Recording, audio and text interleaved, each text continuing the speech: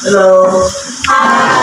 Sa pangalan po ng dakilang Panginoon sa Kristo, isang mapagpalang hapon sa bawat isa.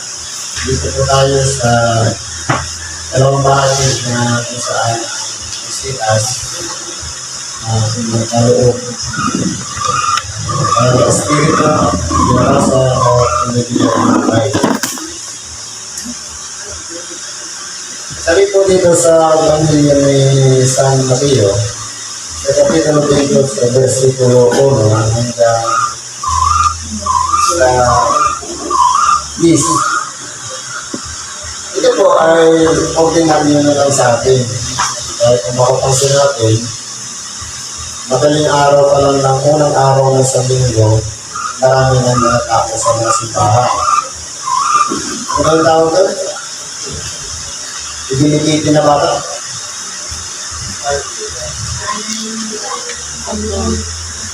Ano dito? Ikaw ang tawag doon? Ito ay ipinagdiriwang, pero ang pinagkabinsahe ko dito. Sabi dito, nang matatapos ang araw ng Sabat, ang liwayway, ang mga unang araw ng Sanlinggo ay nakaroon si Maria, at isa kay Maria o Pangina ang libingan. At narito, guminto ng malakas, sapagkat bumurak mula sa langit ang isang anghel ng Panginoon at naparoon at kinulong ang bato na at nakaupo sa ibabaw nito.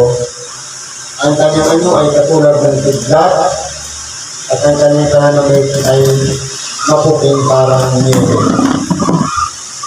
Ngayon po, ang pangyayari po ito, dahil po ang ating katinang Panginoon, matapos po siya itakot sa gitna ng dalawang tulisan.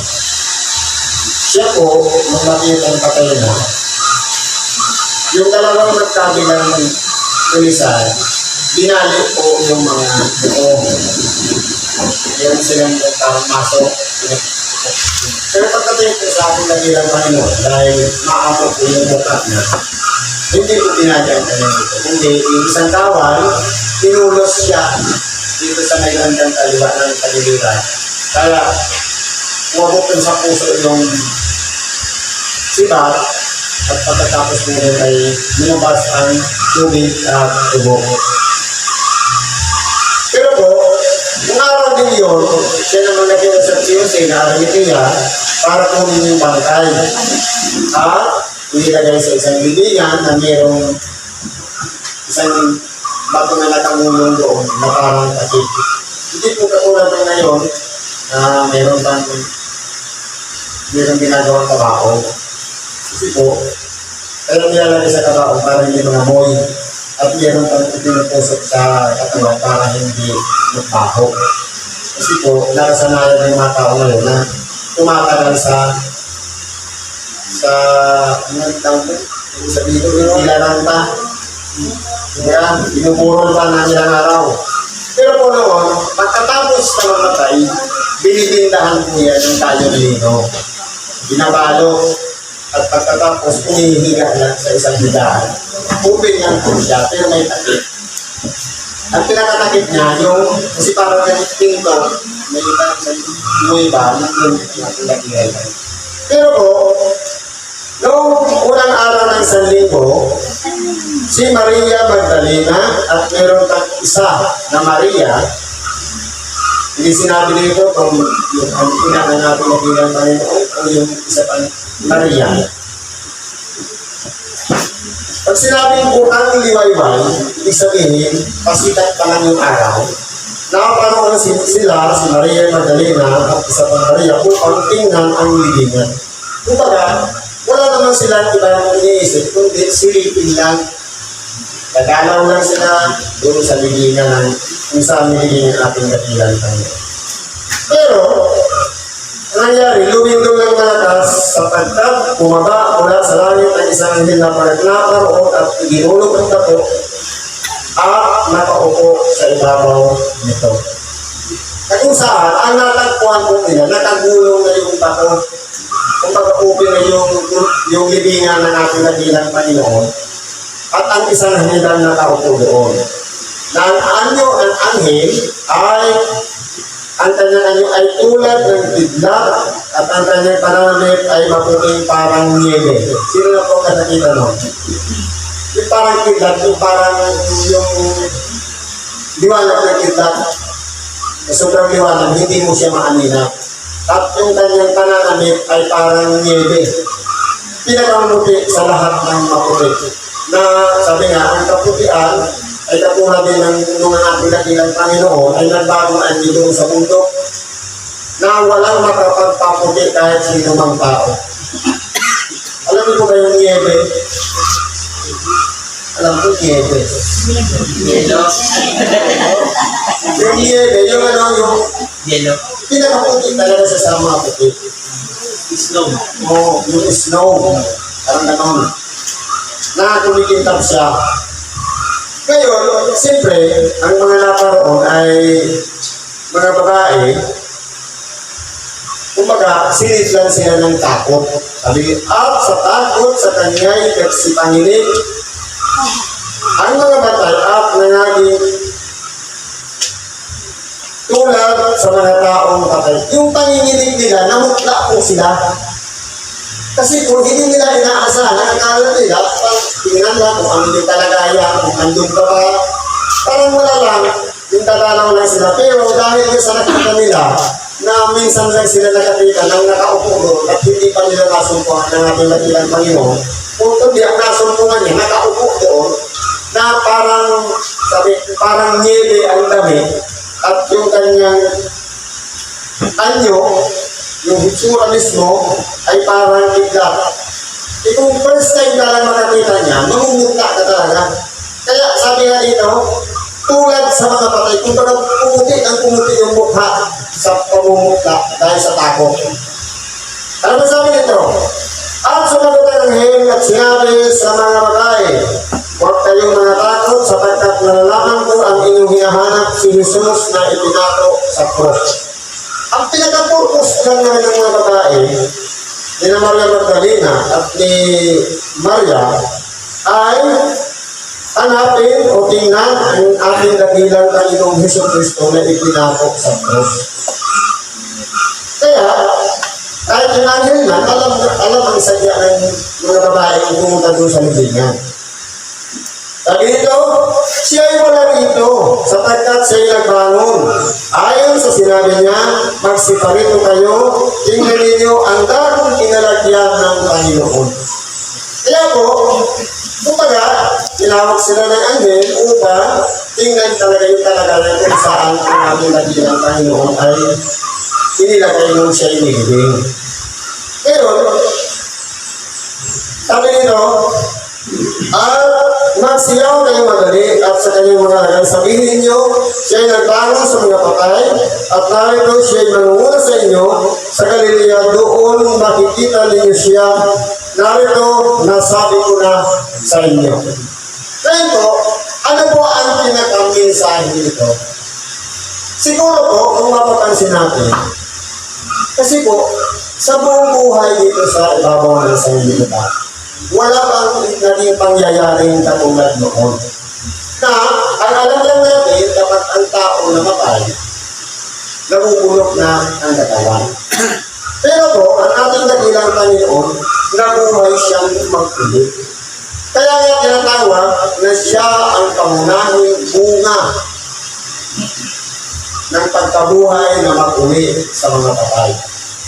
Ngayon, kung tayo naman ay kasama sa mananampalataya kay Kristo, nananalig tayo sa Kanya, na bagamat hindi natin nakita o nasilayan, nabasa lang natin sa banal na kasulatan na siya nabuhay naman ulit sa mga patay. Yung pananalig po yun ang mag-uugnay na kung saan siya naparoon, sabi nga sa kanyang panalangin, ay doon naman tayo tumukon.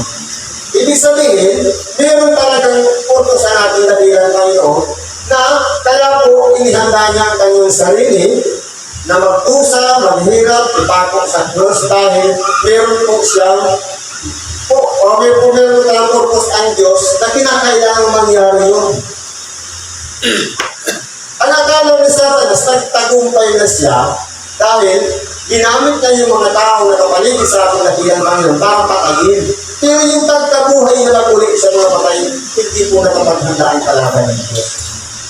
Na kung saan, noon naman natin iuugnay na tayo, alam natin na sinatagis na natin dahil sa eskwela, hindi naman tinuturo ang pagkabuhay na lang ulit sa mga patay.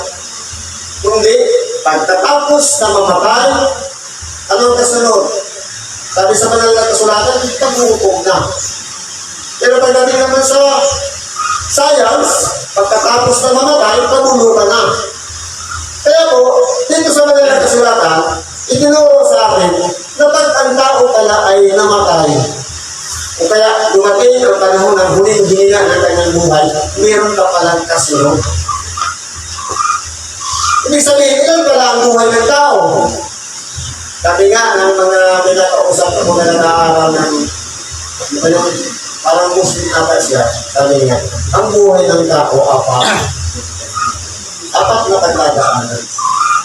Sabi ang una, yung tumira ka ng siyam na buwan sa sinapunan ng iyong ina.